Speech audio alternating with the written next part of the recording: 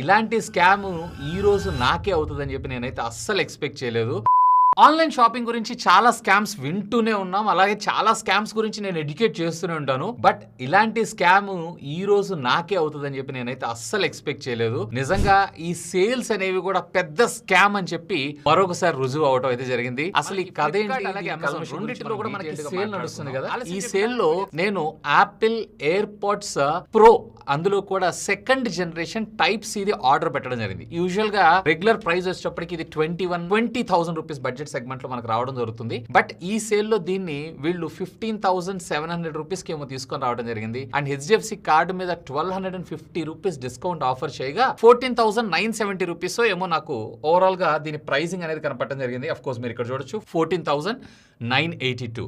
So ఇది నేను నిన్న రాత్రి అయితే ఆర్డర్ చేసేసాను అండ్ ఈ రోజు నాకు డెలివరీ అవ్వాలి. బట్ ఈ డెలివరీ తీసుకునేటప్పుడు ఓపెన్ బాక్స్ డెలివరీ ఆప్షన్ అయితే నేను సెలెక్ట్ చేసుకున్నాను. ఎందుకంటే ఈ ఓపెన్ బాక్స్ డెలివరీ అనేది చాలా చాలా చాలా ఇంపార్టెంట్. యాక్చువల్లీ ఫ్లిప్కార్ట్ కూడా కావాలని చేస్తున్నారని కాదు, బట్ ఫ్లిప్కార్ట్ దగ్గర నుంచి డెలివరీ బాయ్స్ ఎవరైతే ఉన్నారో మనకి డెలివరీ చేయబోయే మధ్యలో ఈ ప్రక్రియ మొత్తంలో ఎక్కడో ఒక దగ్గర అయితే స్కామ్ అవుతుంది. అది సెల్లర్ దగ్గర కావచ్చు, లేదా వేర్ హౌస్ లో కావచ్చు, లేదా డెలివరీ బాయ్ దగ్గర కూడా కావచ్చు. సో అందుకోసమే ఓపెన్ బాక్స్ డెలివరీ అని చెప్పి ఫ్లిప్కార్ట్ అలాగే అమెజాన్ రెండు కూడా మన ముందు తీసుకొని రావడం జరిగింది. నేను ఈ సర్వీసెస్ ను ఆప్ట్ చేసుకున్నాను. అంటే బేసిక్ గా మీకు క్లుప్తంగా అర్థమయ్యేలాగా చెప్పాలి అంటే, మన డెలివరీ బాయ్ ఆ ప్రోడక్ట్ ని మన దగ్గరికి తీసుకొస్తాడు. మనం ఫిజికల్ గా దాన్ని మొత్తం కంప్లీట్ గా వెరిఫై చేసుకున్న తర్వాత ఓకే ఎలాంటి డ్యామేజ్ లేదు, ఇది జెన్యూన్ ప్రోడక్ట్, అంతా బానే ఉంది అని తెలిస్తే మాత్రమే మనకు వచ్చినటువంటి ఓటీపీని చెప్పాలి. అలా కాకుండా ఫర్ ఎగ్జాంపుల్ ఏదైనా డ్యామేజ్ వచ్చినా, ప్రోడక్ట్ మ్యాచ్ కాకపోయినా, లేదా ప్రోడక్ట్ డిఫెక్ట్ వచ్చినా కానీ మనం ఆ ఓటీపీ చెప్పలేదంటే ఆటోమేటిక్ గా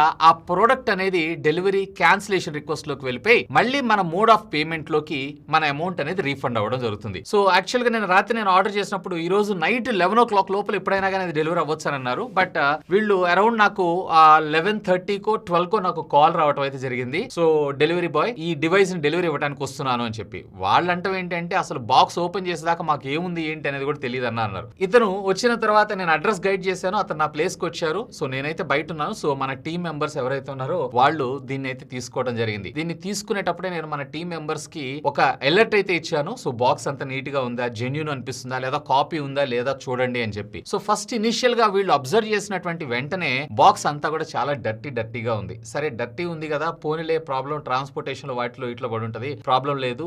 అండ్ సీల్ అంతా బానే ఉందనంటే సీల్ అంతా కూడా పర్ఫెక్ట్లీ ఓకే అని అన్నారు. సో మేమేం చేసామంటే డైరెక్ట్ గా మనం ఓపెన్ చేయకుండా డెలివరీ బాయ్ కి ఇచ్చేసేసి ఆ డెలివరీ బాయ్ నే ఓపెన్ చేయమని చెప్పాం. సో ఈ డెలివరీ బాయ్ ఓపెన్ చేశాడు. చూడటానికి అయితే జెన్యూన్ గా ఉంది. బట్ నాకు ఎక్కడో కొడుతుంది, ఆ బాక్స్ మీద ఉన్నటువంటి ఆ డర్ట్ మురికి ఇదంతా చూసిన తర్వాత ఇదేదన్నా డూప్లికేట్ అయ్యే అవకాశం ఉంది. లేదు అన్నట్లయితే గనక మేబీ ఏమన్నా వీళ్ళు ఏమన్నా గిమ్మిక్ చేశారా అన్న ఉద్దేశంతో సింపుల్ గా నేనేం చేశాను అంటే డివైస్ యొక్క సీరియల్ నెంబర్ ని ఆన్లైన్ లో యాపిల్ వెబ్సైట్ లోకి వెళ్ళి చెక్ చేసుకోమని. యాపిల్ వెబ్సైట్ లో డైరెక్ట్ గా మనం సీరియల్ నెంబర్ ని వేసి ఇది జెన్యూన్ పార్టా కాదా అనేది మనం అయితే వెరిఫై చేసుకోవచ్చు. అలా చెక్ చేస్తే యాక్చువల్ గా మన టీం మెంబర్ చెక్ చేస్తే ఇతనికి వచ్చింది ఏంటి అంటే we are sorry we are currently unable to verify your AirPods purchase date అని చెప్పి చూపించింది. సో ఇక్కడ మీరు అబ్జర్వ్ చేయాల్సింది ఏంటి అంటే ప్రోడక్ట్ అని చూపించాల్సిన బదులుగా పర్చేస్ చేసిన డేట్ ని వెరిఫై చేయలేకపోతున్నాము అని చెప్పారు అన్నారు. సరే అక్కడ నాకు కొంచెం డౌట్ వచ్చింది. సో అగైన్ నా ఐఫోన్ లో డైరెక్ట్ గా నేను ప్రొడక్ట్స్ అనేటువంటి ఒక యాప్ ఉంటుంది, అందులోకి వెళ్ళి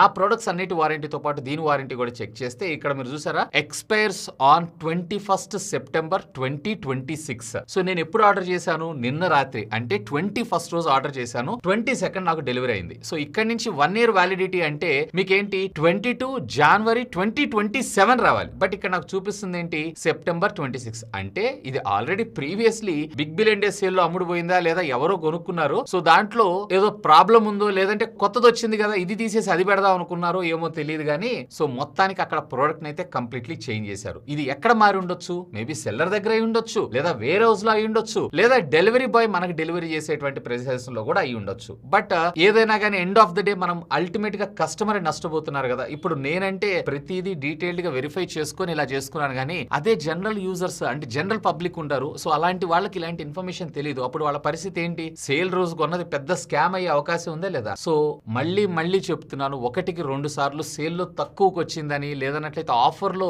మరింత డెడ్ చీప్ లో ఇస్తున్నారని చెప్పి ఎప్పుడు కూడా మీరు పర్చేస్ చేయొద్దు. చేయొద్దు. ఈవెన్ ఇవాళ రేపు ఏ లెవెల్లో కాపీస్ ని డిజైన్ చేస్తున్నారంటే దాని సీరియల్ నెంబర్ కూడా కాపీ చేయడం జరుగుతుంది. అంటే యాపిల్ డేటాబేస్ లో నుంచి సీరియల్ నెంబర్స్ ని కాపీ చేసి మరీ అమ్ముతున్నారు. And at the same time అసలు ఒరిజినల్ కి కాపీకి ఎలాంటి ఫరక్ లేకుండా కంప్లీట్ ఈవెన్ మనము దాన్ని ఓపెన్ చేసిన ఆటోమేటిక్ గా మన మొబైల్ ఫోన్ స్క్రీన్ మీద పేరింగ్ రిక్వెస్ట్ చూపించే లెవెల్లో కాపీ చేయడం అయితే జరుగుతుంది. నిజంగా చాలా చాలా చాలా జాగ్రత్తగా ఉండాలి. సో ఏమి లేదు, ఒకవేళ నేను గనక ఓటీపీ చెప్పేసాను అనుకోండి ఆ డెలివరీ బాయ్ కి, దాట్స్ ఇట్, అయిపోయింది స్టోరీ. ఇక చచ్చినట్లు మనం ఫ్లిప్కార్ట్ వెనకబడాలి. ఫ్లిప్కార్ట్ వెనకపడ్డా గానీ లేదు, మీరు డెలివరీ తీసుకునేటప్పుడు అన్ని చెక్ చేసుకుని వెరిఫై చేసుకున్న తర్వాత మాత్రమే మీరు ఓటీపీ చెప్పాలి. సో ఓటీపీ చెప్పారంటే మీరు చెక్ చేసి వెరిఫై చేసుకున్నట్లే మా లెక్క. సో మేము కూడా ఏం చేయలేము, డైరెక్ట్ గా మీరు యాపిల్ స్టోర్ కి వెళ్ళిపోండి అని అంటారు. అక్కడికి వెళ్ళిన తర్వాత లేదు సార్ ఇది ఆల్రెడీ పర్చేజ్ చేసిందే, ఇందులో పెట్టి మీకు ఏమైనా అమ్మేశారాము, దీనికైతే మా రెస్పాన్సిబిలిటీ కాదు అని చెప్పి వాళ్ళు అంటారు సింపుల్ గా. ఆఫ్ కోర్స్ వాళ్ళ రెస్పాన్సిబిలిటీ ఎందుకు ఉంటుంది, ఆఫ్లైన్ సేల్స్ పెంచుకోవాలని వాళ్ళు కూడా చూస్తుంటారు. అయితే సో ఈ ఆఫర్ లో వాళ్ళు అమ్మరు.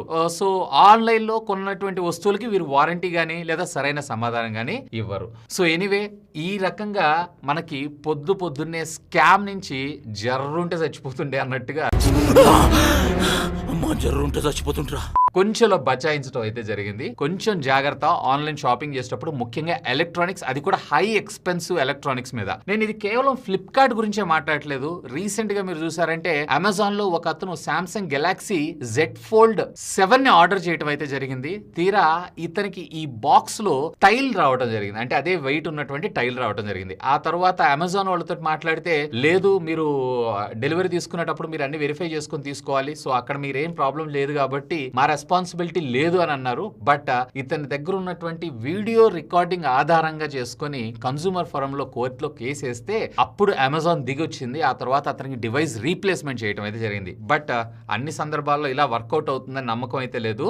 సో సేఫ్ సైడ్ మీరు ఏదన్నా కానీ, not only Flipkart, Amazon, Myntra, Meesho, what ever it is, ఎక్కడి నుంచి అయినా మీరు షాపింగ్ చేస్తున్నారు అన్నట్లయితే కనుక తస్మాత్ జాగ్రత్తగా వ్యవహరించండి. సో ఇప్పుడు నా పరిస్థితి ఏంటి అంటే ఏం లేదు, జస్ట్ ఈ రోజు నైట్ కి నాకు క్యాన్సిల్డ్ అని చెప్పి రిక్వెస్ట్ వచ్చేస్తుంది, ఆర్డర్ క్యాన్సిల్డ్ అని చెప్పి. ఆటోమేటిక్ ఒక 1 వీక్ 10 days లో నా అమౌంట్ రీక్రియేట్ అయితే అవుతుంది. సో ఇంకొకటి, వీళ్ళు నాకు ఫీడ్బ్యాక్ పంపించండి అని చెప్పి ఒక ఫామ్ అయితే పంపించారు. వీళ్ళు ఎంత దొంగలో చూడండి, ఈవెన్ ఫ్లిప్కార్ట్ ను కూడా అనుమానించాల్సినటువంటి పరిస్థితి ఇందుకే వస్తుంది అనుకుంటా. సో ఎందుకంటే ఇక్కడ మీరు చూడండి, నాకు ఒక లింక్ ఇచ్చారు, ఫీడ్బ్యాక్ ఫామ్ ఇచ్చారు. ఈ ఫీడ్బ్యాక్ ఫామ్ నేను లింక్ క్లిక్ చేసి ఓపెన్ చేస్తున్నాను. ప్రొడక్ట్ డీటెయిల్స్ అని యాపిల్ అని చెప్పి దానికి సంబంధించిన డీటెయిల్స్ ఉంది. Did you reject your order అని అంటున్నారు. Yes, because of I don't need it anymore, అంటే నాకు అవసరం లేదు. No, I didn't reject the order, నేనేమైతే రిజెక్ట్ చేయలేదు. Yes, because of courier person did not wear a mask, sanitised hands for the following social distance norms అని ఇచ్చారే గానీ ఇక్కడ product defect వచ్చింది, ఆల్రెడీ యూజ్డ్ ప్రొడక్ట్ వచ్చింది అనేటువంటి కాలమ్స్ అయితే add చేయాలి కదా వీళ్ళు. సో అప్పుడే కదా వాళ్ళకి ప్రాపర్ ఫీడ్బ్యాక్ అనేది వెళ్ళేది, అసలు ఏం జరుగుతుంది, ఎక్కడికి జరుగుతుంది. ఇలాంటివి చూసినప్పుడే నాకు కూడా కొంచెం డౌట్ వస్తూ ఉంటుంది, ఫ్లిప్కార్ట్ కూడా ఈ స్కామ్ లో భాగమా అని చెప్పి. సో మీరేమనుకుంటున్నారు, లెట్ మీ నో. ఖచ్చితంగా కింద ఉన్నటువంటి కామెంట్ సెక్షన్ లో కామెంట్ చేయండి. అండ్ ఈ సేల్ లో మీరు ఏదైనా పర్చేజ్ చేశారా, లెట్ మీ నో, కామెంట్ చేయండి. అండ్ ఇకపై నుంచి అయినా కానీ ఇంకా ఎక్కువ కాన్సన్ట్రేటెడ్ గా షాపింగ్ చేస్తారనుకుంటున్నాను. సో జాగ్రత్త, మన గుండు మామ చెప్పినట్లు డబ్బులు ఎవరికి ఊరికేలావు.